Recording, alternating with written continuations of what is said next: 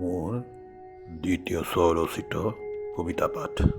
কবিতাৰ শীৰ্ষক হে নিশা থমকি ৰোৱা তুমি।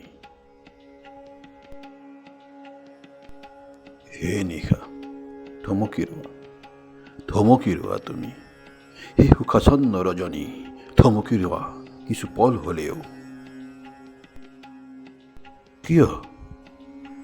কিয় নিদিবা জানো তুমি মোক কিছু অতিৰিক্ত ক্ষণ উপভোগাৰ্থে?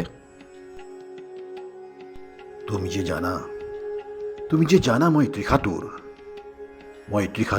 বহু প্ৰতীক্ষিত তাইৰ দুবাহুৰ আলিংগনৰ এক মিঠা শিহৰণৰ।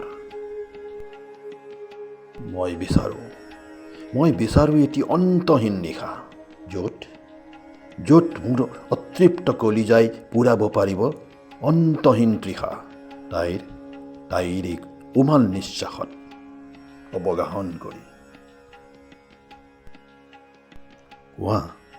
কোৱাচোন নিশা তুমিও জানো বিচৰা নাছিলা আহ্লাদিত দুটি হৃদয় এটি হোৱাৰ এধানি আলফুলীয়া ক্ষণ?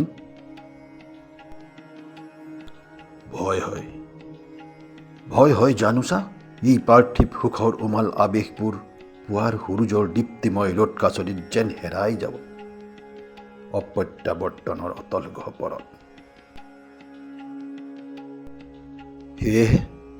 সেয়েহে আকৌ ক'লো, হে নিশা থমকি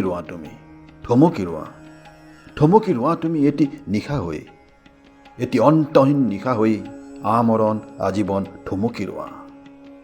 কবিতাৰ ৰচনাকাল 28/11/2017। মোৰ এই কবিতা পাঠটি শুনি কেনে পালে নিশ্চয় জনাব, আৰু কিবা ভুল ভ্ৰান্তি হ'লে মোক উনুকিয়াই দিব আৰু শিকাই দিব বুলি আশা ৰাখিলোঁ। ধন্যবাদ।